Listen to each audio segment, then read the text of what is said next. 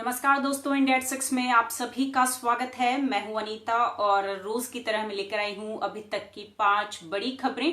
पूरे दिन भर की जो 5 बड़ी खबरें हैं कोरोना वायरस और साथ ही लॉकडाउन पर ताजा अपडेट मैं आपको बताऊंगी। और साथ ही बात करेंगे कि गुजरात में आज एक बार फिर मजदूरों ने प्रदर्शन किया, पत्थरबाजी की, पुलिस के साथ झड़प की खबरें सामने आई हैं। ये लगातार चौथी बार हुआ है जब सूरत से इस तरह की तस्वीर देखने को मिली है कि मजदूरों और पुलिस के बीच में झड़प हो गई है। साथ ही बात करेंगे कि मजदूरों से जो किराया वसूलने की बात हो रही थी, रेल का किराया, उस पर भी अब सरकार की तरफ से सफाई आ गई है। उसकी जानकारी मैं आपको दूंगी। लॉकडाउन में आज अलग अलग राज्यों से किस तरह की तस्वीरें सामने आई और कैसे कुछ राज्यों में, कुछ खास जिलों में लॉकडाउन में छूट नहीं दी गई है, उनकी जानकारी भी मैं आपको दूंगी। साथ ही भारत में कोरोना के आंकड़े अब 43,000 के करीब पहुंच गए हैं, वो भी मैं आपको बताऊंगी। पूरी दुनिया भर में 45 लाख से ज्यादा लोग इस वायरस की चपेट में आ चुके हैं, तो कोरोना पर भी ताजा अपडेट मैं आपको दूंगी। लेकिन शुरुआत करेंगे बड़ी खबर से और बात करेंगे गुजरात के बारे में। गुजरात के सूरत से जो अभी ताजा खबर आ रही थी वो ये कि सूरत में सैकड़ों मजदूरों ने प्रोटेस्ट किया है, सड़कों पर वो लोग उतर गए और वो अपनी गृह नगर लौटना चाहते थे और ऐसे में वो सड़कों पर उतरे और पुलिस के साथ उनकी झड़प हो गई। इसमें वो लगातार मांग कर रहे थे कि उन्हें वापस उनके जो राज्य है या उनके जो गृह नगर है वहां उनको भेजा जाए। ये चौथी बार है जब सूरत में मजदूरों ने प्रोटेस्ट किया हो। विरोध कर रहे कामगार सूरत के बाहरी इलाके में बरेली के बाजार में इकट्ठा हुए थे और कामगारों ने पुलिस पर पथराव भी किया, जिसके बाद पुलिस को बचाव में उतरते हुए आंसू गैस के गोले तक दागने पड़े। मजदूरों का कहना है कि उनके खाने पीने की कोई व्यवस्था नहीं है और ये कहा जा रहा है कि उनसे जबरदस्ती काम करवाया जा रहा है, जबकि मार्च की पगार भी उन्हें नहीं मिली है। तो मजदूरों का संकट लगातार देश में बना हुआ है और खासकर गुजरात में लगातार इस तरह की खबरें आप देखेंगे कि ये चौथी बार हुआ है। इसके साथ ही आज एशियाविल हिंदी ने भी एक रिपोर्ट की है मुंदड़ा पोर्ट की कि वहां पर किस तरह मजदूरों से काम करवाया जा रहा है, बंधुआ मजदूरी की तरह उनसे काम करवाया जा रहा है और उनको कई महीनों की उनको सैलरी, उनको पगार नहीं मिली है। तो वो आप रिपोर्ट एशियाविल हिंदी पर भी पढ़ सकते हैं कि गुजरात में मजदूरों की हालत जो है वो किस तरह खराब होती जा रही है। हालांकि अब सरकार ने कह दिया है लगातार मजदूरों को दूसरे राज्यों में पहुंचाया जा रहा है, उनके गृह नगरों में पहुंचाया जा रहा है रेलों के थ्रू, श्रमिक ट्रेनों के थ्रू। लेकिन फिर भी गुजरात में अभी भी बड़ी संख्या में मजदूर फंसे हुए हैं और उनका ये आरोप है कि उनसे जबरदस्ती काम करवाया जा रहा है और उन्हें उसकी पगार भी नहीं दी जा रही है। यानी आज जो प्रोटेस्ट हुआ सूरत के बाहरी इलाके में, वहां पर मजदूरों का कहना था कि उनको मार्च की पगार जो है वो अभी तक नहीं मिली है और उनसे लगातार काम करवाया जा रहा है और वो अपने गृह नगर वापस लौटना चाहते हैं, सरकार उसका इंतजाम करे। उनके खाने पीने की भी कोई व्यवस्था नहीं की गई है, जिसके बाद उन्होंने पुलिस पर पत्थरबाजी भी की, यानी झड़प की खबर जो वो सामने आई और पुलिस ने आंसू गैस के गोले दागे। उधर दूसरी तरफ लॉकडाउन के चलते दूसरे राज्यों में फंसे प्रवासी मजदूरों की से रेलवे की ओर से किराया वसूलने की जो खबरें आ रही थी, जिस तरह से सरकार की आलोचना हो रही थी, विपक्ष लगातार सरकार पर सवाल उठा रहा था, उसके बाद आज केंद्र सरकार ने सफाई दे दी है। थोड़ी देर पहले ही स्वास्थ्य मंत्रालय की जो प्रेस कॉन्फ्रेंस होती है उसमें स्वास्थ्य मंत्रालय के जो ज्वाइंट सेक्रेटरी हैं लव अग्रवाल, उन्होंने ये कहा कि केंद्र ने कभी इस तरह की बात नहीं कही थी कि मजदूरों से पैसा लिया जाएगा। इस तरह का कोई भी आदेश नहीं जारी किया गया था, इस तरह की कोई भी बात अभी तक नहीं कही गई है। और इससे पहले ही आज सुबह ही बीजेपी की तरफ से कहा गया कि रेलवे ने प्रवासी मजदूरों के लिए चलाए स्पेशल ट्रेन में टिकट की कीमत का 85% सब्सिडी दी है और 15% राज्य सरकारों को, संबंधित राज्य सरकारों को देना है। दरअसल ये पूरा मामला जो है ये एक राजनीतिक मसला बन गया है। कल ही रेल मंत्रालय ने एक सर्कुलर जारी किया था जिसमें कहा गया था कि स्थानीय सरकारी अधिकारी अपने द्वारा क्लियर किए गए यात्रियों को टिकट सौंपेंगे और टिकट का किराया वसूल करेंगे और वो कुल राशि रेलवे को सौंप देंगे। उसके बाद कांग्रेस समेत कई विपक्षी पार्टियों ने सरकार पर आरोप लगाया था कि इस वक्त यानी संकट की घड़ी में आप मजदूरों से पैसा कैसे वसूल सकते हैं, वो भी तब जब उनके पास ना काम करने के लिए कुछ है, ना उनके ऊपर रोजी रोटी का इतना बड़ा संकट आ गया है और उसके बाद सरकार उनसे इतना पैसा कैसे वसूल सकती है। इन सभी आरोपों पर आज रेलवे ने भी जवाब दिया और रेल मंत्रालय का कहना है कि सिर्फ राज्य सरकारों से 15% वसूला जा रहा है और कोई टिकट नहीं बेचा जा रहा है। बता दें कि कांग्रेस प्रमुख सोनिया गांधी ने हमला बोला था मोदी सरकार पर, राहुल ने भी हमला बोला था। सोनिया गांधी ने पूछा था कि गुजरात में केवल एक कार्यक्रम के लिए सरकारी खजाने से 100 करोड़ रुपए खर्च किए जा सकते हैं। रेल मंत्रालय कोरोना फंड में 151 करोड़ रुपए देता है, तो फिर इन मजदूरों को मुफ्त में घर क्यों नहीं पहुंचाया जाता, उनके घर। और साथ ही राहुल गांधी ने भी और प्रियंका गांधी ने भी थोड़ी देर पहले ही ये ट्वीट किया, लगातार ये सवाल उठाया कि जब आप विदेशों से जो भारतीय नागरिक वहां फंसे हुए थे, जब आप उन्हें फ्लाइट के थ्रू वापस लेके आ गए, तो फिर मजदूरों को आप फ्री में या बिना उनसे पैसे वसूले आप उनको उनके घर क्यों नहीं पहुंचा रहे हैं, क्यों उनसे पैसा वसूला जा रहा है। उसके बाद सोनिया गांधी ने एक वीडियो संदेश भी जारी किया था, जिसके बाद उन्होंने कहा था कि कांग्रेस की जो प्रदेश इकाइयां हैं वो प्रवासी मजदूरों की टिकट का खर्च उठाएंगे। और इसके बाद ही आरजेडी नेता तेजस्वी यादव ने भी इस मामले में ट्वीट किया था। उन्होंने ऐलान किया था कि आरजेडी बिहार सरकार को अपनी तरफ से 50 ट्रेनों का किराया देने को तैयार है। आपको बता दें कि देश में 25 मार्च से लॉकडाउन लागू है और इस लॉकडाउन की सबसे ज्यादा जो मार है वो प्रवासी मजदूरों पर पड़ी है, जो दूसरे राज्यों में फंसे हुए हैं। अब भी बड़ी संख्या में मजदूर दूसरे राज्यों में फंसे हुए हैं, और जो कि मैंने आपको बताया कि शुरुआत में ही कि गुजरात में किस तरह आज लगातार चौथी बार मजदूरों ने सड़क पर उतरकर प्रदर्शन किया। आज लगातार चौथी बार उन्होंने पुलिस पर पत्थरबाजी की और जवाब में पुलिस को उन पर आंसू गैस के गोले दागने पड़े। तो मजदूरों का जो संकट है वो अभी भी खत्म होता नजर नहीं आ रहा है। अब बात करते हैं लॉकडाउन के बारे में। लॉकडाउन का तीसरा चरण आज से शुरू हो चुका है। कई चीजों में छूट दी गई है, लेकिन सबसे ज्यादा जिसकी चर्चा हो रही है पूरे देश में वो है शराब की दुकानें आज से खोल दी गई हैं। राजधानी दिल्ली समेत देश के अलग अलग हिस्सों में 22 मार्च के बाद से शराब की दुकानें बंद थीं, जिन्हें अब सरकारों ने खोलने की अनुमति दे दी है। प्रदेश अलग अलग राज्यों में आज हमने देखा कि किस तरह शराब की दुकानें खुली और किस तरह किलोमीटर तक की लंबी लाइनें देखने को मिली। लोग बड़ी संख्या में जुटाकर भीड़ इकट्ठी हो गई थी दुकानों के बाहर। और हमने देखा कि ये कहा गया कि ग्रीन, ऑरेंज और रेड जोन, तीनों जोन में शराब की दुकानें खुलेंगी। हालांकि रेड जोन में कंटेनमेंट जोन के बाहर ही इनको खोलने की अनुमति दी गई थी और लोगों से कहा गया था कि सोशल डिस्टेंसिंग का जो नियम है उसका पालन करें। लेकिन उसके बाद भी हमने देखा कि कुछ जगहों पर भीड़ इतनी बढ़ गई कि मजबूरन वहां पर दुकानों को बंद करना पड़ा। जैसे कि राजधानी दिल्ली में आपने देखा होगा कि कई दुकानों को आज बंद कर दिया गया, और जिसके बाद अभी थोड़ी देर पहले ही दिल्ली के मुख्यमंत्री अरविंद केजरीवाल ने प्रेस कॉन्फ्रेंस करके कहा कि अगर भीड़ इकट्ठा होती है तो ये जिम्मेवारी, सोशल डिस्टेंसिंग का पालन करवाने की जो जिम्मेदारी है वो दुकान जो चला रहे हैं उनकी होगी कि उनकी दुकान के बाहर सोशल डिस्टेंसिंग के नियम का पालन किया जाए। और साथ ही उन्होंने कहा कि अगर लोग इस चीज को नहीं मानेंगे, अगर शराब की दुकानों के बाहर इसी तरीके से भीड़ इकट्ठी होती रही और अगर दिल्ली में लोग सोशल डिस्टेंसिंग के नियम का पालन नहीं करेंगे तो फिर हो सकता है कि इन सभी दुकानों को बंद कर दिया जाए और फिर से जो सख्ती है वो लागू कर दी जाए। ये अभी थोड़ी देर पहले ही मुख्यमंत्री अरविंद केजरीवाल ने अपनी प्रेस कॉन्फ्रेंस में कहा। तो अलग अलग राज्यों से इस तरह की खबरें लगातार सामने आई, चाहे वो आंध्र प्रदेश का हो। आंध्र प्रदेश में आज हमने देखा कि किस तरह हाईवे पर लंबी लंबी लाइनें लगी रहीं, जिसके बाद पूर्व मुख्यमंत्री चंद्रबाबू नायडू ने ये ट्वीट करते हुए कहा कि जब राज्य सरकारों को पता था कि शराब की दुकानें आज से खुलनी हैं और लोग इस चीज का बेसब्री से इंतजार कर रहे हैं, तो फिर राज्य सरकारों ने या प्रशासन ने पहले से कोई तैयारी क्यों नहीं की। तो लगातार अलग अलग राज्यों से इस तरह की खबरें आई। वहीं छत्तीसगढ़ सरकार ने अब शराब की होम डिलीवरी की व्यवस्था सुनिश्चित करने का फैसला किया है। बीबीसी की एक रिपोर्ट के मुताबिक इसके लिए प्लेसमेंट एजेंसियों से डिलीवरी बॉय की भी नियुक्ति करने के आदेश जारी किए गए हैं। बता दें कि देश में फिलहाल शहरों और जिलों को 3 श्रेणियों में बांटा गया है। रेड, ऑरेंज और ग्रीन जोन में ग्रीन और ऑरेंज जोन में कई तरह की छूट दी गई है। रेड जोन में लोगों की आवाजाही और कारोबार पर प्रतिबंध लगाया गया है। सोमवार से राजधानी दिल्ली में, यानी आज से राजधानी दिल्ली में आंशिक रूप से लॉकडाउन खोला गया। सभी सरकारी दफ्तर खुल गए हैं। प्राइवेट दफ्तर 33% कर्मचारियों के साथ काम कर सकते हैं। इसके साथ ही दिल्ली के अंदर और दिल्ली के बाहर जाने वाली बसें नहीं चलेंगी। शराब, पान, गुटखा, तंबाकू बेचने वाली दुकानों को खोलने की अनुमति है, बशर्ते वो स्टैंड अलोन हो।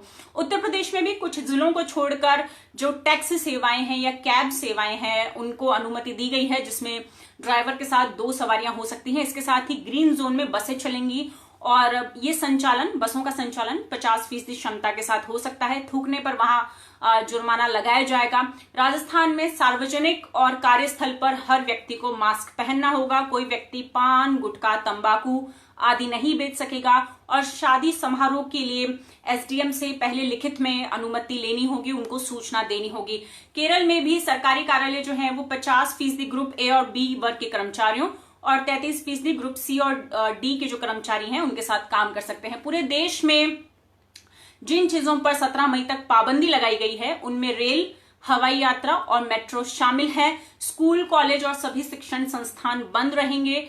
होटल और रेस्तरां बंद रहेंगे। मॉल, थिएटर, धार्मिक स्थल जहां पर भी भीड़ जमा हो सकती है उनके खुलने पर भी पाबंदी है। और हालिया जो खबर आई है वो ये कि यूपीएससी का जो प्रीलिम्स का एग्जाम होना था 30 मई को, वो अब पोस्टपोन हो गया है और उस पर अब बाद में फैसला लिया जाएगा। तो यूपीएससी का प्रीलिम्स का जो एग्जाम है वो भी पोस्टपोन हो गया है। यूपीएससी नई डेट्स के बारे में बाद में ऐलान करेगा। तो ये भी एक बड़ी खबर है। तो लॉकडाउन, आपको पता है देश में 170 जिले रेड जोन में आते हैं। तो ये रेड जोन को लेकर और तमाम लॉकडाउन को लेकर ये खबरें थी। अब मैं आपको बताती हूँ कि कुछ ऐसे राज्य जहां पर, क्योंकि पूरे देश भर में आज से लॉकडाउन में कुछ छूट दी गई है, लेकिन कुछ ऐसे राज्य भी हैं जहां पर लॉकडाउन में कोई छूट नहीं दी गई है। और इसका सबसे बड़ा उदाहरण है झारखंड। झारखंड सरकार ने साफ साफ कह दिया है कि लॉकडाउन 3 के लिए जो केंद्र सरकार ने दिशा निर्देश जारी किए थे वो फिलहाल झारखंड में लागू नहीं होंगे। मुख्यमंत्री हेमंत सोरेन ने हेमंत सोरेन ने ये साफ किया है कि बड़ी तादाद में दूसरे राज्यों से जो श्रमिक हैं वो आ रहे हैं, छात्र छात्राएं आ रहे हैं, ऐसे में संकट गहरा सकता है। ऐसे में कोरोना का संकट काफी ज्यादा गहरा सकता है और इसीलिए एहतियात के तौर पर यह कदम उठाया गया है कि झारखंड में 17 मई तक पूर्ण लॉकडाउन लागू रहेगा। वहां पर किसी भी तरह की छूट नहीं दी जाएगी। इसके साथ ही दूसरा राज्य है बिहार। बिहार के 5 जिलों जो रेड जोन में आते हैं, मुंगेर, रोहतास, बक्सर, पटना और गया, इन जोन में सिर्फ आवश्यक वस्तुओं की दुकानें खुलेंगी और बाकी जो 33 जिले हैं वो ऑरेंज जोन में हैं। आपको बता दें कि बिहार में सिर्फ 2 ही जोन्स में बांटा गया है पूरे राज्य को, एक तरफ रेड जोन और एक तरफ ऑरेंज जोन। तो 5 जिले जो हैं वो रेड जोन में आते हैं, उसके अलावा 33 जिले ऑरेंज जोन में आते हैं। लेकिन ये साफ कर दिया गया है, बिहार के डीजीपी गुप्तेश्वर पांडे ने साफ कर दिया गया है कि लॉकडाउन में कोई छूट नहीं मिलेगी और उन्होंने कहा है कि लॉकडाउन में जो पहले की पाबंदियां थी वो ही जारी रहेंगी, यानी कि कोई छूट नहीं दी जाएगी। और खासकर जो रेड जोन है वहां पर कोई छूट नहीं दी जाएगी। सिर्फ जो आवश्यक वस्तुएं हैं उनकी दुकानें खुलेंगी, इसके अलावा लोगों को घर से बाहर नहीं निकलना है। गुजरात में 6 शहरों में लॉकडाउन में छूट नहीं दी गई है।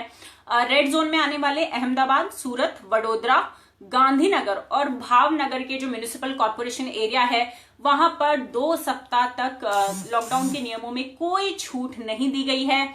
इसके अलावा ऑरेंज जोन में वहां पर राजकोट नगर निगम आता है, उसमें भी लॉकडाउन में कोई छूट नहीं दी गई है। आपको पता है कि देश में मुंबई के बाद जो सबसे बड़ा कोरोना का हॉटस्पॉट क्षेत्र है वो है अहमदाबाद और गुजरात में लगातार कोरोना के मामले बढ़ते जा रहे हैं, जिसको देखते हुए राज्य सरकार ने फैसला लिया है कि वहां के जो 6 नगर निगम हैं, दैट इज अहमदाबाद, सूरत, वडोदरा, गांधीनगर और भावनगर और राजकोट, वहां पर लॉकडाउन में कोई छूट नहीं दी जाएगी अगले 2 हफ्तों के लिए। इसके साथ ही महाराष्ट्र के 5 जिलों में 17 मई तक शराब की बिक्री नहीं होगी, यानी वहां शराब की दुकानें नहीं खुलेंगी। और ये 5 जिले हैं सोलापुर, औरंगाबाद, जालना, बुल्ढाना और अमरावती। वहां पर 17 मई तक शराब की दुकानें नहीं खुलेंगी, शराब नहीं बेची जा सकेगी। इसके साथ ही दिल्ली में, क्योंकि कल दिल्ली सरकार ने कुछ गाइडलाइंस जारी की थी, संशोधन किया था और ये कहा था कि आज से किस तरह राजधानी दिल्ली में कुछ छूट दी जाएगी। उसके बाद आज केंद्रीय स्वास्थ्य मंत्री डॉक्टर हर्षवर्धन ने साफ किया है, हालांकि उन्होंने कहा कि ये उनकी निजी राय है, लेकिन उन्होंने कहा कि दिल्ली में जितना हो सके दिल्ली सरकार को कम से कम छूट दी जानी चाहिए, क्योंकि दिल्ली एक बड़ा हॉटस्पॉट है, पूरा का पूरा दिल्ली ही रेड जोन में आता है। तो स्वास्थ्य मंत्री ने खुद कहा कि दिल्ली में दिल्ली सरकार को कम से कम छूट देनी चाहिए ताकि कोरोना वायरस से इफेक्टिवली लड़ा जा सके और उससे निपटा जा सके। और इसी बीच एक रिपोर्ट सामने आई है जिसका जिक्र करना बहुत जरूरी है। एक रिपोर्ट आई है, एक अध्ययन आया है जिसमें कहा गया है कि देश भर में कोरोना वायरस संक्रमण जून के महीने में अपने चरम पर होगा। और ये बड़ी चिंताजनक खबर है। इस अध्ययन में साफ किया गया है कि जो हालात अभी देश में बने हुए हैं, अभी देश में कोविड-19 एक महामारी के रूप में व्यापक तौर पर नहीं फैली है और इस महीने भी ये चरम पर हो सकती थी, लेकिन लॉकडाउन के चलते इसमें 1 महीने का डिले हो गया है। यानी रिपोर्ट में कहा गया है, उस अध्ययन में कहा गया है कि लॉकडाउन काफी सफल हुआ है और लॉकडाउन के चलते ही कोरोना जो एक बड़ी महामारी के रूप में भारत में फैल सकता था, वो उसको 1 महीना हमने डिले कर दिया है और जून में भारत में कोरोना वायरस संक्रमण अपने चरम पर होगा। और ये रिपोर्ट जो ये अध्ययन किया है, ये किया है Kolkata based Indian association for cultivation of science यानी IACS। इसने ये अध्ययन जारी किया है जिसमें कहा गया है कि जून में कोरोना वायरस जो है वो अपने चरम पर होगा। अब बढ़ते हैं भारत का अपडेट मैं आपको दे देती हूं। भारत में कोरोना के मामले 43,000 के करीब पहुंच गए हैं और जो 5:30 बजे का अपडेट होता है स्वास्थ्य मंत्रालय का, उसके मुताबिक देश में फिलहाल कोरोना के आंकड़े 42,836 हो गए हैं। पिछले 24 घंटों में सबसे ज्यादा 2,573 नए मामले सामने आए और 83 लोगों की देश भर में मौत हो गई कोरोना के चलते। अब तक देश में कोरोना के चलते 1,389 लोगों की मौत हो चुकी है। थोड़ी राहत वाली बात यह है कि 11,761 मरीज ठीक हो चुके हैं। रिकवरी रेट जो है भारत में वो अब 27.52% पहुंच गया है। पहले रिकवरी रेट 23% के आसपास था और उसके बाद अभी धीरे धीरे बढ़कर 27% को पार कर गया है। देश भर में सबसे ज्यादा मामले महाराष्ट्र में सामने आए हैं। महाराष्ट्र में 13,000 के करीब मामले पहुंच गए हैं और 12,974 मामले अब तक वहां से सामने आ चुके हैं। हालांकि महाराष्ट्र में सबसे ज्यादा मरीज ठीक भी हुए हैं और महाराष्ट्र में अब तक 2115 लोग कोरोना से वापस स्वस्थ हो चुके हैं। वहीं गुजरात में अब तक 5,428 मामले सामने आए हैं। ये आंकड़ा आज सुबह 8 बजे तक का है। और मध्य प्रदेश में 2,942 मामले सामने आए हैं। इसके साथ ही हम बात करेंगे दिल्ली के बारे में। दिल्ली में अब 4,500 को पार कर गया है आंकड़ा और दिल्ली में 4,549 मामले हो चुके हैं। दिल्ली में 1,362 लोग ठीक भी हो चुके हैं। तमिलनाडु में बहुत तेजी से मामला बढ़ रहा है। बीच में हमने देखा था कि तमिलनाडु में एक स्थिरता आ गई थी मामलों में और ज्यादा मामले नहीं बढ़ रहे थे, लेकिन पिछले 24 घंटों में तमिलनाडु में 550 से ज्यादा मामले सामने आए हैं। तो तमिलनाडु में जो अभी का आंकड़ा है वो है 3,550 कुल मामले अब वहां हो चुके हैं। राजस्थान की अगर बात करें तो राजस्थान में आज दोपहर 2 बजे तक 130 नए मामले सामने आए और राज्य में जो कुल संक्रमितों की संख्या है वो 3,016 हो गई है, यानी 3,000 को आज पार कर गया राजस्थान। उत्तर प्रदेश में 2,645 मामले सामने आए हैं और बिहार में लगातार कोरोना के मामले बढ़ रहे हैं और बिहार में 500 का आंकड़ा पार हो चुका है। बिहार में आज दोपहर तक 523 मामले कुल दर्ज हुए हैं कोरोना के। उसके साथ ही आज सुबह 9 बजे तक पूरे देश में 11,07,223 सैंपल टेस्ट किए जा चुके हैं। कर्नाटक में भी मामले अब तेजी से बढ़ रहे हैं। बीच में कर्नाटक में भी स्पीड धीरे हो गई थी, लेकिन कर्नाटक में पिछले 24 घंटों में 37 नए मामले आए और कर्नाटक में 600 का आंकड़ा पार हो चुका है। कर्नाटक में अब तक 651 लोग कोरोना से पीड़ित हैं।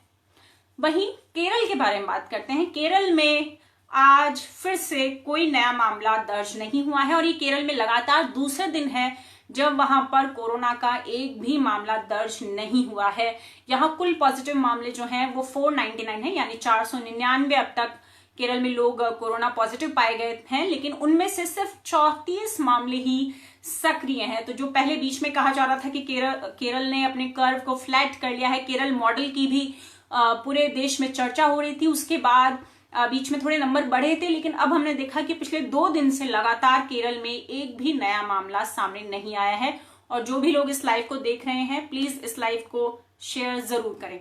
दुनिया भर की अगर मैं बात करूं तो 35 लाख का आंकड़ा पार हो चुका है। दुनिया भर में 35 लाख से ज्यादा लोग कोरोना की चपेट में आ चुके हैं। 35,05,761 लोग अब तक कोरोना से पीड़ित पाए गए हैं पूरी दुनिया में।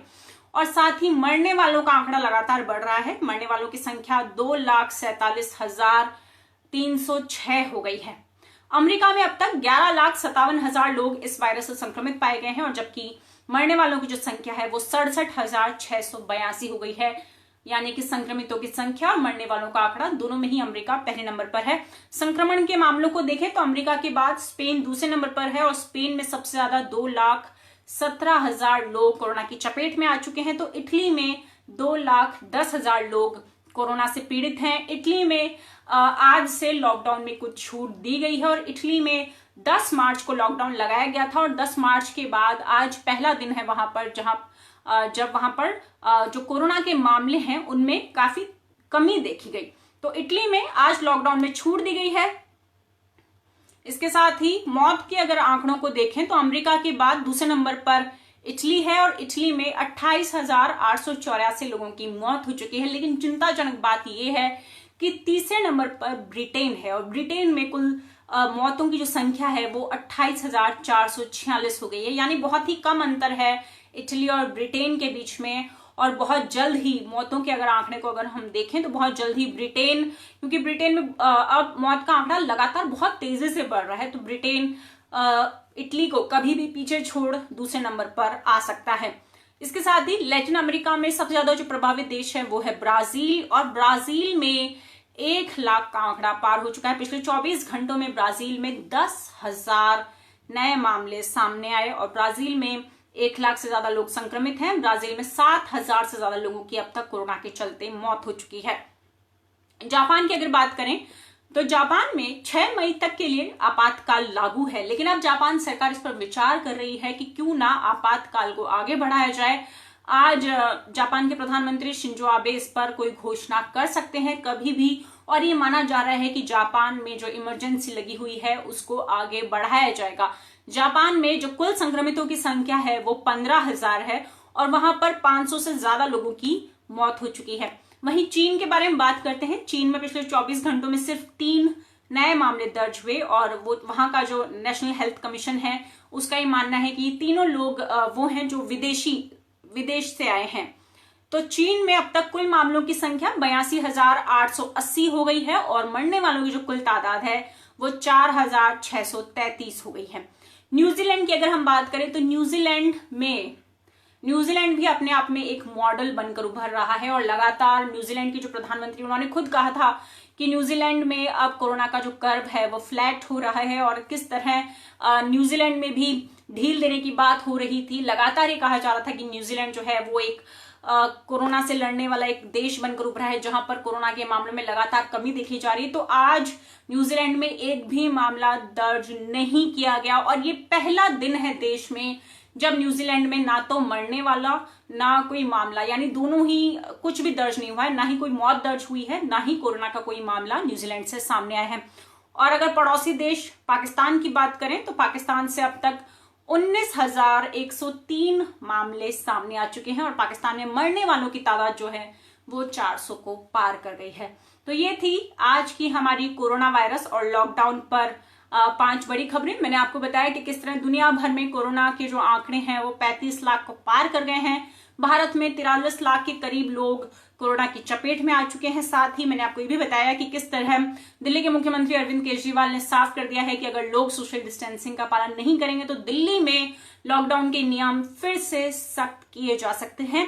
और साथ ही झारखंड में पूरी तरीके से लॉकडाउन में छूट, मतलब झारखंड पूरे राज्य में लॉकडाउन में कोई छूट नहीं दी गई है। उत्तर प्रदेश के किन जिलों, बिहार और गुजरात के कुछ जिलों में लॉकडाउन में बिल्कुल छूट नहीं दी गई है, तो उसकी जानकारी भी मैंने आपको दी। और साथ ही जो सबसे बड़ी खबर थी जो मैंने आपको बताया कि गुजरात के सूरत में एक बार फिर मजदूर सड़क पर उतरे और उन्होंने प्रदर्शन किया। झड़प की खबरें सामने आई पुलिस के साथ और मजदूरों ने पुलिस पर पत्थरबाजी भी की, जिसके बाद पुलिस को उन पर आंसू गैस के गोले दागने पड़े। और मजदूरों का ये कहना है कि उन्हें खाने पीने की उनकी व्यवस्था नहीं हो रही है, उन्हें मार्च की सैलरी भी नहीं दी गई है, उनसे लगातार काम किया जा रहा है। जाकिर, गुजरात का अपडेट मैं बता चुकी हूँ क्योंकि अब बुलेटिन खत्म होने का वक्त आ गया है, लेकिन उसके बावजूद भी गुजरात का अपडेट मैं आपको दे देती हूँ।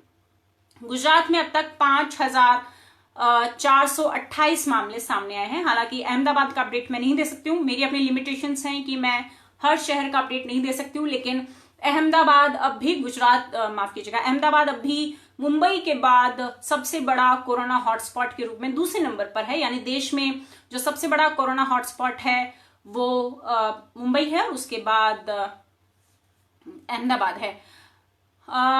उमेश सिंह लिख रहे हैं, हम लोग वाराणसी में फंसे हैं, सरकार लाने के लिए कुछ कदम उठा रही है। उमेश, अभी तक जो सरकार की तरफ से कहा गया है उसमें ये साफ साफ कहा गया है कि सिर्फ जो छात्र हैं और जो मजदूर हैं सिर्फ उन्हीं को अभी ट्रेनों के जरिए उनके गृह राज्य या उनके गृह नगर पहुंचाया जा रहा है, बाकी लोग जो जहां हैं वो वहीं रहें। ये सरकार की तरफ से साफ साफ कहा गया है। और बिहार की तरफ से भी बिहार के मुख्यमंत्री ने मजदूरों को लेकर आज बड़ी जानकारी दी कि मजदूरों को 1000 रुपए दिया जाएगा जो बिहार पहुंच रहे हैं, और उनके लिए उनको 21 दिन की क्वारंटीन में रहना होगा। लेकिन अगर आप मजदूर, छात्र और अगर आप श्रद्धालु, इन तीन की श्रेणी में अगर आप नहीं आते हैं तो मुझे लगता है कि सरकार की तरफ से कोई कदम उठाया गया है, क्योंकि केंद्र सरकार खुद ये साफ कर चुकी है कि इन तीन लोग यानी कि मजदूर, छात्र और श्रद्धालु, इन तीन के अलावा कोई भी किसी को भी एक राज्य से दूसरे राज्य में अभी जाने की अनुमति नहीं है। जो लोग जहां हैं वो वहीं रहें। सिर्फ ट्रेनों के जरिए मजदूर, छात्र और श्रद्धालुओं को ट्रेनों और बसों के जरिए एक राज्य से दूसरे राज्य में पहुंचाया जा रहा है, क्योंकि उनके रोजी रोटी पे, मजदूरों की रोजी रोटी पे संकट है। और दूसरा, छात्र क्योंकि पढ़ाई नहीं कर पा रहे हैं और कोटा में बहुत ज्यादा नंबर बढ़ रहा है, तो इसलिए उनको भी वहां से निकाला जा रहा है। तो ये आज का बड़ा अपडेट था, और प्लीज इस लाइव को शेयर जरूर करें। और जाने से पहले मेरी आपसे गुजारिश है कि 1 मिनट का वीडियो बनाकर आप सबको भेजना है। एशाविल हिंदी के व्हाट्सएप नंबर पर आपको 1 मिनट का वीडियो बनाकर भेजना है और आपको ये बताना है कि लॉकडाउन में आपकी दिनचर्या क्या है, आप अपना वक्त कैसे बिता रहे हैं। और मैं आप सबको बता दूं कि रोज शाम 6 बजे मैं इंडिया एट 6 लेके आती हूँ, मंडे टू फ्राइडे। तो रोज शाम 6 बजे अगर आपको कोरोना वायरस या लॉकडाउन पर कोई भी अपडेट जानना है तो आप रोज शाम 6 बजे ये लाइव देख सकते हैं। ये लाइव होता है, मैं कोशिश करती हूँ कि जो भी हमसे जुड़ रहे हैं मैं उनके हर सवाल को इस लाइव में लूं और उनका जवाब देने की कोशिश करूं। तो इसलिए जितनी ज्यादा संख्या में आप लोग मुझसे जुड़ेंगे मुझे खुशी होगी। तो इस लाइव को शेयर जरूर करें और साथ ही 1 मिनट का वीडियो बनाकर आपको एशाविल हिंदी पर भेजना है। उसके लिए नंबर नोट डाउन कर लीजिए, 9003074655। ये एशाविल हिंदी का व्हाट्सएप नंबर है, 9003074655। ये एशाविल हिंदी का व्हाट्सएप नंबर है। इस नंबर पर आपको 1 मिनट का वीडियो बनाकर भेजना है और ये बताना है कि लॉकडाउन के दौरान आपकी दिनचर्या कैसी है, आप खुद को कैसे पॉजिटिव रख रहे हैं, क्या कुछ क्रिएटिव कर रहे हैं, कुकिंग करना सीख रहे हैं, कुछ नए नए पकवान बना रहे हैं, गोलगप्पे बना रहे हैं, या जो भी किताबें पढ़ रहे हैं, नेटफ्लिक्स चला रहे हैं, मूवीज देख रहे हैं, क्या आप कर रहे हैं, खुद को कैसे पॉजिटिव रख रहे हैं, इसका 1 मिनट का वीडियो शूट करके आपको एशाविल हिंदी को भेजना है। तो आज के स्लाइड में इतना ही। देश और दुनिया की बाकी खबरें देखने, पढ़ने और सुनने के लिए बने रहिए एशाविल हिंदी के साथ। और ये सारी खबरें आपको एशाविल हिंदी की वेबसाइट पर काफी डिटेल में भी मिल जाएंगी, तो वहां पर भी जाकर आप इन खबरों को पढ़ सकते हैं। तब तक के लिए नमस्कार।